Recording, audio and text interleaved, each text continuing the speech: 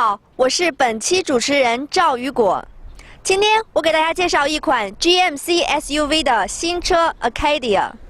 这款 ACADIA 在造型上和它的2位 GMC SUV 的家族兄弟一样，都是由一款成功的概念车 Granite Concept 设计下影响出来的。 Welcome to Rogers Auto Group in Chicago, Chicago's auto store, 2720 South Michigan Avenue. This is the 2015 GMC ACADIA, all-wheel drive. This is the Denali version, which in Italian means top of the mountain. So this has every feature that's available from GMC.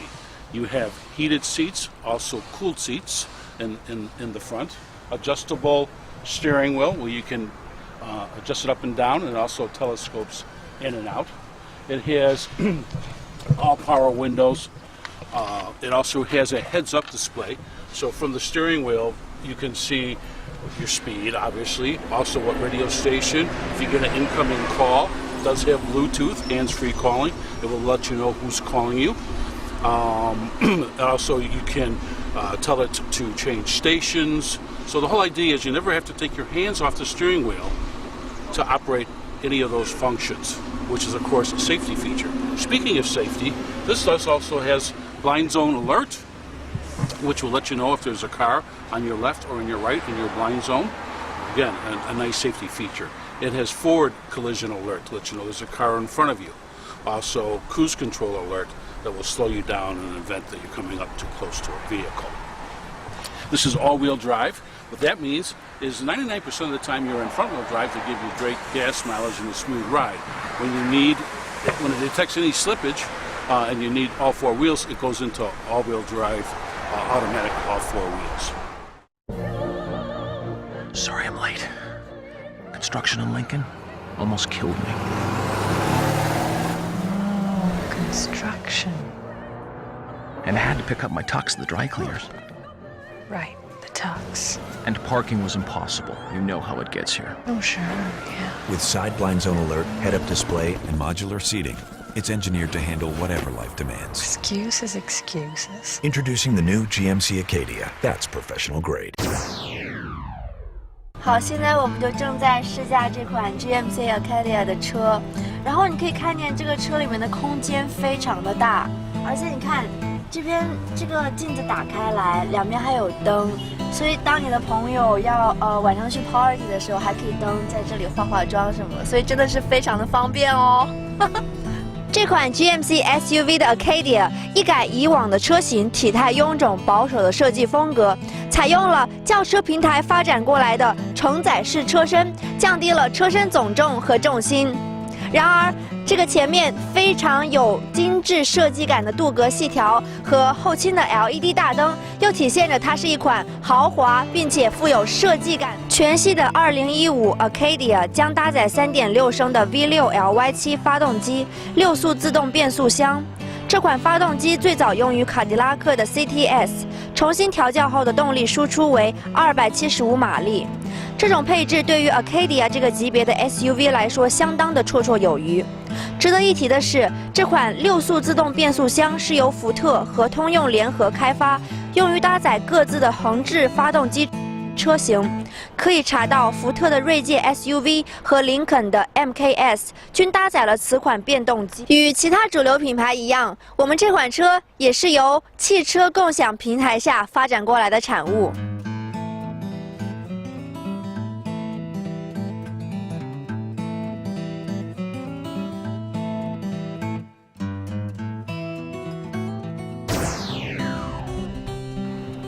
Hello everyone, this is actually my first time driving the 2015 GMC ACADIA. Actually, it blew my mind because it's for, you know, the car itself, it's very spacious. It has 7 seats. It's a great family car. Every year, I think for the past 7 years or so, it was rated the #1 SUV in North America. So, and also, I just feel that this car, by driving it, I feel like it's very, very safe. It has a lot of high safety features, and also it's very, very good gas mileage as well too. So I hope and suggest that everyone take an opportunity to give this car a shot, a try, because I'm falling in love with this car.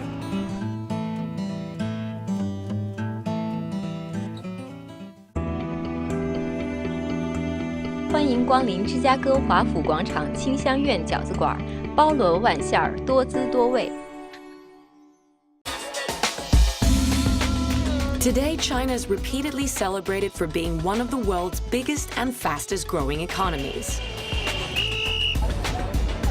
But that's not what I'm interested in. I'm half German, half Singaporean Chinese, a cross-cultural product of an increasingly globalized world. This is a personal passage to explore my own sense of Chinese identity. But by doing so, I also hope to discover how China has managed to remain one of the world's longest continuous cultures.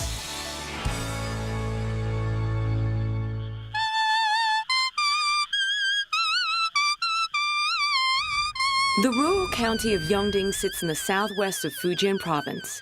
99% of the people here are Hakka, one of China's many distinct cultural groups, one which my late maternal grandmother always hoped I would explore more of. Yongding is famously known as the Valley of the Tulou, with walls made from mud mixed with brown sugar and sticky rice.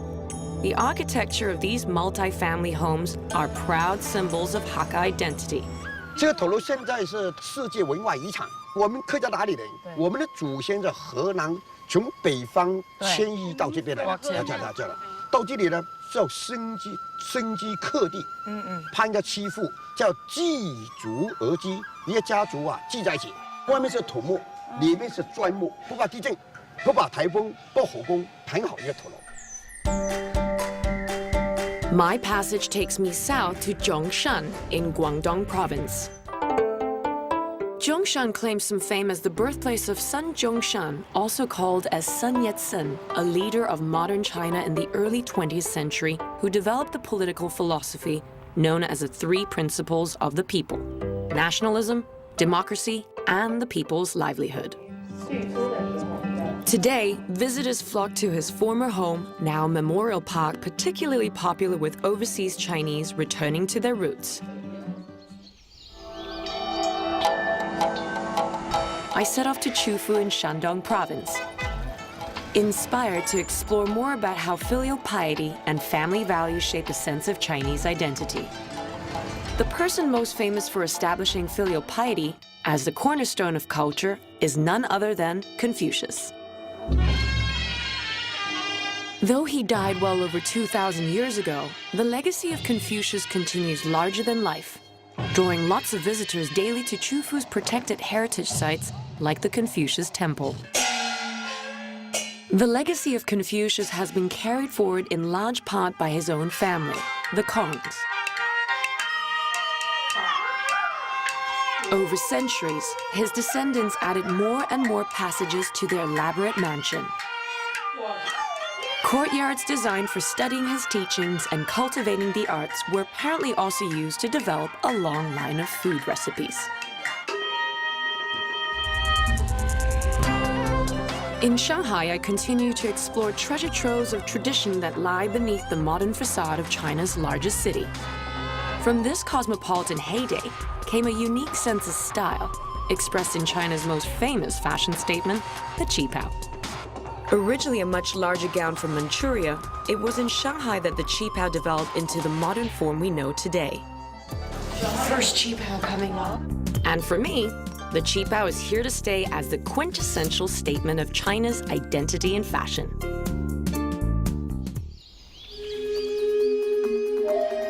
Home to perhaps the world's longest continuous culture, China has a vast artistic landscape, a cradle of performing arts that dates back centuries. It's a passage through sight and sound into the creative soul of China.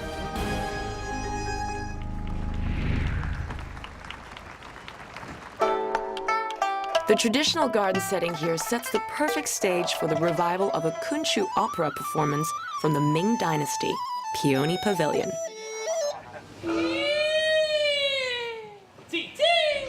Peony Hanni Pavilion is a classic love story written in 1598 by Tang Xianzu, known as the Shakespeare of China. In fact, it was created about the same time as Shakespeare's Romeo and Juliet.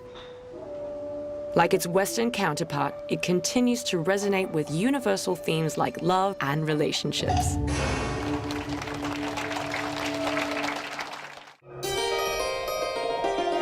I manage a quick dash south to Wuyan in Jiangxi province. I've come here tracking down a troupe of performers with an unbroken line to a 3,000-year-old practice of a deeply ritualistic art form called Nuowu opera. Nuowu opera is considered one of the last remaining folk art treasures of China. Through sheer vigilance, generations of troops from this village have managed to preserve many of the same costumes for hundreds of years. It's by witnessing this kind of commitment to an art form sustained over countless generations that I begin to understand how it is China as a whole manages to remain the longest continuous culture alive today.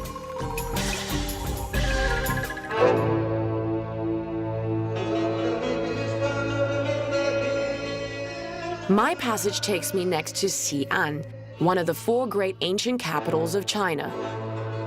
It was also the starting point of the Silk Road, one of the most important trading routes connecting China, Central Asia, and Europe. It's here that I get the chance to catch up again with Tan Dun as he prepares for a concert he calls the Sound Map of the Silk Road to celebrate heritage renovations done to parts of Xi'an's city wall.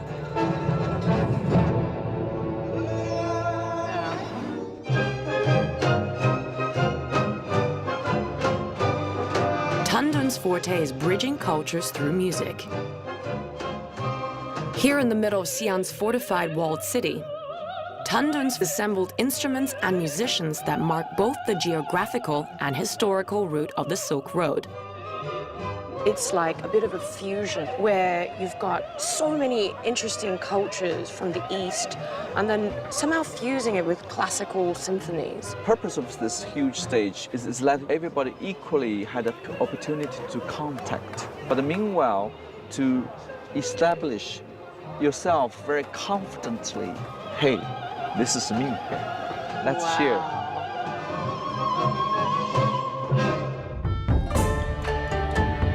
Much of China's cultural identity is synonymous with the things it has created, icons it has shared with the world over many centuries.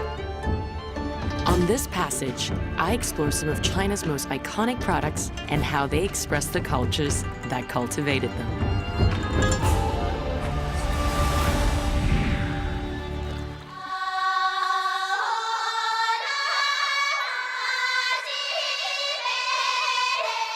What better way to begin this passage than right in the heart of China's Rice Bowl? This is Yunyang County in the southeastern part of Yunnan province. If there's any place that deserves its status as a UNESCO World Cultural and Natural Heritage Site, this is most definitely one of them. These monumental terraced rice fields are icons, cultivated over countless generations by Yunnan's famous ethnic minority groups, the Hanni and the Yi. It's about 1,850 meters above sea level. It is suitable to grow rice here. That just looks so heavenly. Look at that. It looks like a ladder to the heaven. The Hanni have cultivated this area for more than 2,000 years.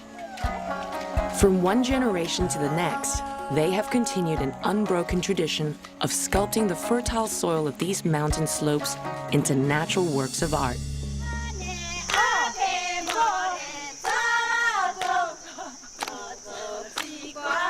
The Hanni have cultivated a truly special relationship with their geography. They treasure it, they respect it, and their culture has grown organically with the landscape. By doing so, they have created one of China's proudest cultural icons. More than the rice, it is land itself.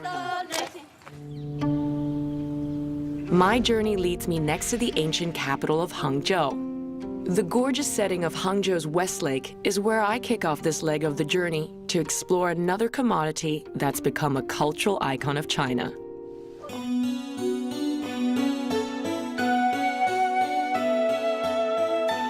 Longjing's tea culture commands a special place. It dates back 1,500 years and is steeped in imperial legends. A famous one involves an emperor scaling its highest peaks to discover the best tea leaves.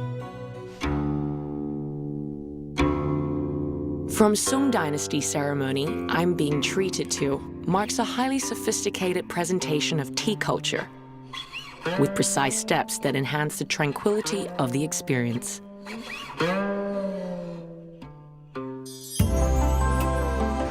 Suzhou sits in the southeast of Jiangsu province, right next to Shanghai municipality. But for centuries, Suzhou was synonymous with one of the most symbolic and sophisticated products of China. Starting in the Tang Dynasty in the 7th century, Suzhou's silk industry grew from strength to strength. By the time of the Ming and Qing dynasties, it stood proud as the center of the highest grade silk production in China, if not the world.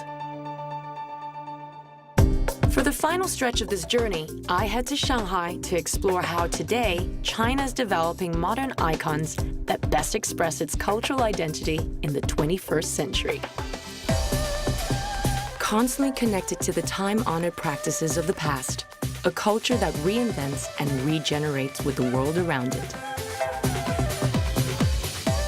Its global trading gateways like Shanghai have equipped the mainland's first free trade zone with facilities for fine art to play an important part in cultural exchanges. I'm Denise Keller, and this is my passage to China. China. China. China. Yay!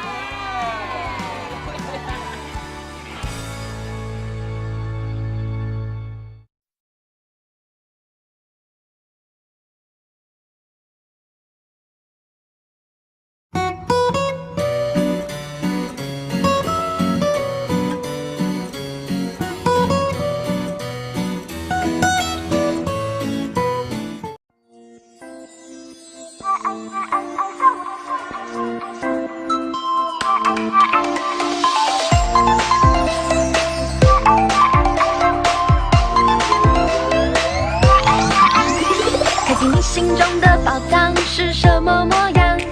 默默带你踏上属于我们的地方，沿着北回归线起航，下次多花样，感受宝岛鸟鸣花香，跟我一起放。235，爱上我就要爱上我，我们乘着风啊牵着手，把我剩下的花火。235，爱上我就要爱上我，整个夏天就要爱上我，我们并肩一起走。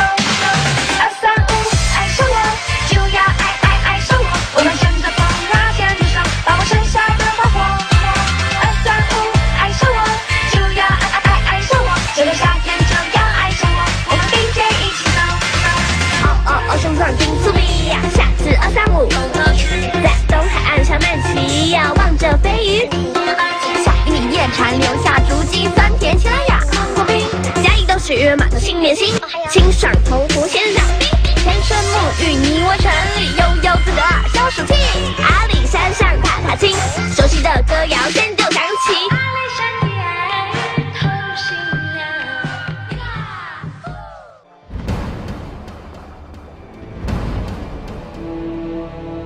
云天无际，承载梦想。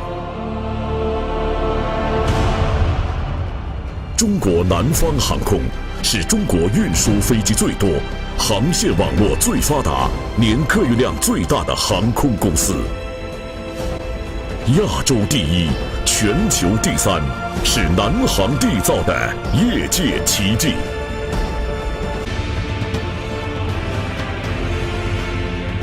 蓝天壮志情，云海普华章。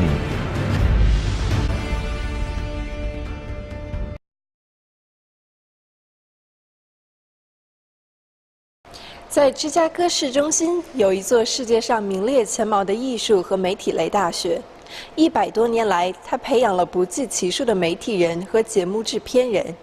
今天就让我们走进这座传奇名校——芝加哥哥伦比亚学院。位于芝加哥的哥伦比亚学院是美国顶尖大学之一，该校建于1890年，是美国最大的和最具特色的私立艺术和媒体学院。学校有12000名学生，下设媒体艺术学院、艺术和表演艺术学院、自由艺术和科学艺术学院等3个学院，共开设120多门课程。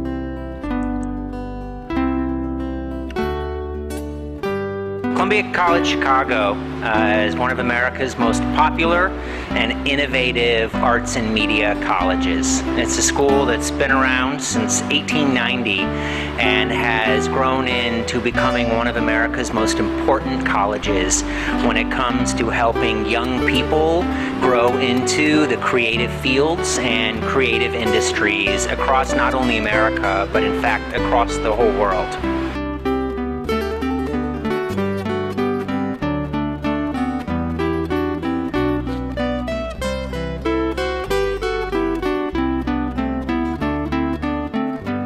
哥伦比亚学院师资力量雄厚，教授都是各自领域具有声望的专家，如写作专业的教授们是畅销书作家、杰出媒体专栏作家及写作创作奖项得主；视觉艺术类专业的教授们是艺术基金授予者或受聘于世界各地的艺术展馆。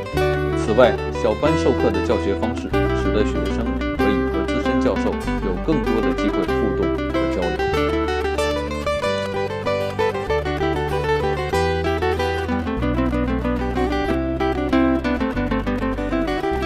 When it comes to ranking, Columbia finds itself amongst being continuously ranked amongst the top arts and media colleges across the country. Our film program is consistently ranked as one of the top film programs in the country, as is our game design program and many other of our programs as well.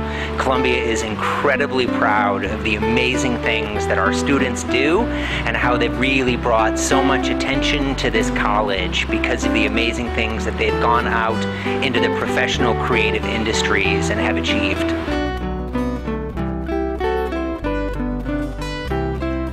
哥伦比亚学院的校园位于芝加哥治安最好的地带，且交通方便。另外，学校的地理位置优势给学生带来了很多宝贵的实习和兼职经验。为欢迎国际学生的加入，学院特设了国际学生办公室，以帮助学生尽快适应新的学习生活环境，顺利完成过渡期。多年来，哥伦比亚学院培养了包括 HBO 主席、为影片《阿凡达》摄影而荣获奥斯卡奖的电影摄影师，以及 CNN 的高级副总裁等众多的杰出人才。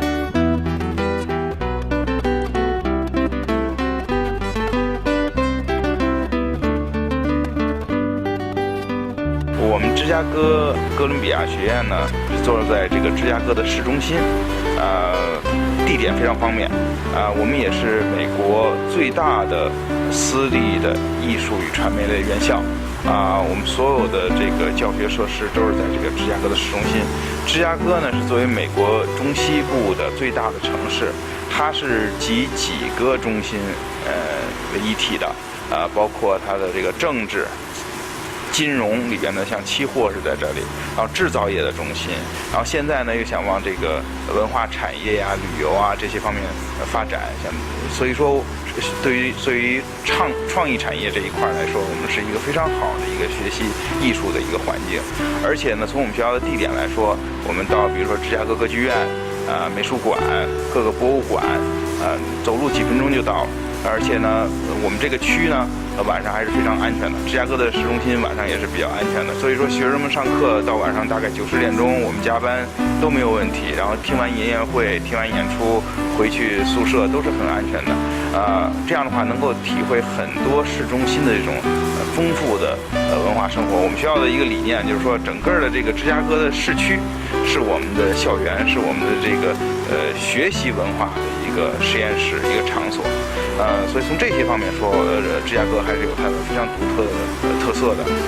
从我们学校的专业上来说呢，我们涵盖了艺术和传媒的几乎所有的专业，应用性也比较强。像我们的电影，我们的很多毕业生拿奥斯卡奖的，包括这个《阿凡达》的最佳摄影，《辛德勒名单》然后从我们这个包括剧本严歌苓是我们学校毕业的所以说我们跟中国也有一些合作。我们主要的合作目前因为跟我们的专业比较对口嘛，是像北京电影学院、传媒大学、中国传媒大学，包括我们跟北京大学、跟同济大学还有这个华中师范大学相关的专业都有很多合作，包括互派学生互相合作的科研，共同的拍摄的这个纪录片和故事片，还有跟北京舞蹈学院都有很多合作，所以说在这些方面我们跟中国的合作还是挺多的。但是我们现在呢，中国学生主要是这个英语，尤其艺术生英语的水平受一些限制。从我们学校的角度来说呢，我们更希望用我们的学校的教学设施进行专业课的教学，所以我们这个英语的成绩定的相对来说比较高一点。我们也在做一些调整，就是包括给这个中国的艺术生针对他的专业进行的一些英语的课程所以在今后呢这方面也会有很大的变化我们从我们的招生情况来说，我们现在中国来的学生也是每年都在增加但是我们很重视这个他的这个专业背景和他这个对这个艺术的热情所以我们的在招生的时候也好呢，在其他的相关的合作里边呢都是很注意看这个学生们的这个艺术思想，不单单是看他的这个创作的技巧，主要看他如何来讲述这个故事包括他的艺术的这个创作的思路这些东西。从我们的教学来说呢，刚才那个 Murphy 也说了，我们是很重视这种综合能力的，也就是说，它除了比如说它专业的课程占1/3的学分以外，我们很重视这个艺术通识课，还有其他的全校的这种选修课，主要目的就是让大家把这个知识面要扩展。我们觉得对于尤其是作为艺术和创意产业这一块来说，有一个广阔的视野，有一个坚实的基础，还是非常重要的。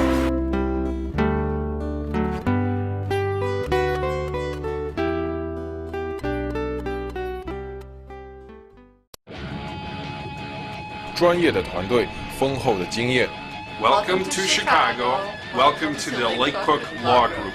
投资理财、法律咨询，芝加哥专业律师团队为您的梦想提供最安全的保障。